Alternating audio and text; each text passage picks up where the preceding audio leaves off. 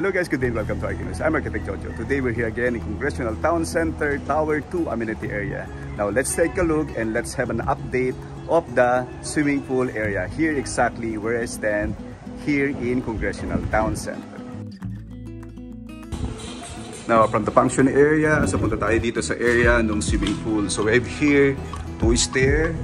Yan yung isang stair natin, then itong isang stair na to. So dito tayo aakyat. So wala pa tayong floor finishes ng ating stair, but ito yung stairs going to the swimming pool area. So here, ongoing yung development ng ating ceiling works dito sa area na to. But on this area, so we already have the surface finishes of these columns. So using these marble tiles na may mga groove. Then over here, wala pa rin tayong finishes sa sahig. But sooner or later, magkaroon tayo ng schedule para magawa na ito. So ito yung surface ngayon condition dito sa swimming pool area. Now, may mga scaffolding sa tayo para sa preparation ng ating ceiling works. Now, over here, tayo maglakad. So ito yung development natin ngayon. So ito yung partially completed na ating kiddie pool. So ito, okay na, meron na tayong waterproofing, natapos na at wala na tayong leak.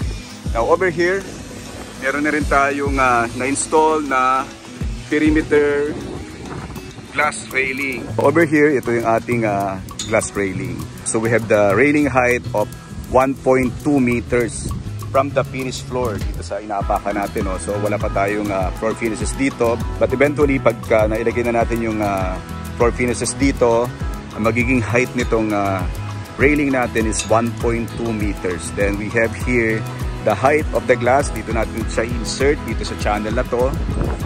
This one. So every section meron tayong clear tempered glass na ilalagay dito. So at the height naman siya ng 1.3 meters. So mas mataas siya ng 4 inches dito sa surface or dito sa ibabaw ng ating railing.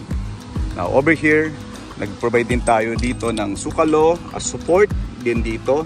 So binuhusan natin to para yung mga water hindi rin mag-spill over dito, and also will serve as a protective wall for this type of glass railing. So itong ating perimeter glass railing na to ay made of stainless steel. So kompleto na yan, no? All around dito sa perimeter ng ating swimming pool area. So we're just waiting for the installation of the clear tempered glass. Now here's a series naman ng ating column. You can see here, meron tayong power provision dito. Dito rin sa area na to. Sa mga columns or every columns, naglagay tayo ng power. So maglalagay tayo dito ng wall sconces para maging calming din naman or relaxing itong area ng ating swimming pool. So right here, these are the actual condition of our swimming pool finishes. So meron na rin tayong finishes ng ating mosaic tiles para sa ating flooring and para din sa ating wall dito sa background na to sa nakikita natin ngayon. So over here, dito sa stair, we have two series of stairs. So meron tong stairs doon sa kabila, then another one. So itong stairs na to is tapos na rin. Meron tayong nilagay na mosaic tiles para dun sa ating riser, then also yung plain finish na granite dun naman sa surface ng ating thread. So over here, itong open area na to, itong walkway na to, magkakaroon din tayo ng floor finishes dito sa area na to. So hintayin lang natin yung materials na dumating para makompleto natin itong nilalakaran natin. Now over here, dito sa area na to, last time when I have a video update for this area, before nagkakabit pa tayo ng marble tiles dito sa series of columns o dito sa 4 na columns na to. Ngayon, kompleto na siya. So meron na siyang na-install na tiles as surface finishes ng ating mga columns. So meron din tayong group lines na nilagay o yung channel para lang hindi ganon maging massive yung magiging appearance ng ating column. But over here, ito yung development natin ngayon, August 15, 2024. Now over here, dito sa right side ng ating structure, So kita natin from this level of swimming pool hanggang dun sa taas. So kompleto na yung ating mga glass, mga windows and everything.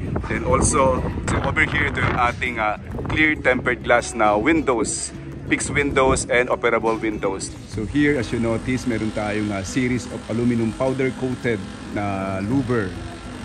So ang purpose nito is to conceal yung ating window type na aircon. So part din siya ng design, no? Para makonceal natin at malinis at hindi expose yung ating window type na aircon. So overall, ito yung development naman dito sa right side ng ating structure. Dito sa kiddie pool, sa sand deck area, and dito sa ating swimming pool, ito yung actual condition of development dito sa area ng ating swimming pool. Now over here, dito sa rear part ng ating structure and right side of our structure, these are all the development today, August 15, 2024. Alright guys, so these are all the development of our swimming pool area today, August 15, 2024. So sa mga susunod natin mga video is abangan ninyo yung mga susunod na development dito sa Congressional Town Center Tower 2 amenity area. Most especially dito sa ating swimming pool. Also sa mga susunod na mga video, I will feature to you also yung function area development. So kasabay nitong development ng ating swimming pool. Alright guys, so till then, I'm Architect Jojo Golpeo, joyfully sharing with you what IT knows. Thank you very much and God bless you.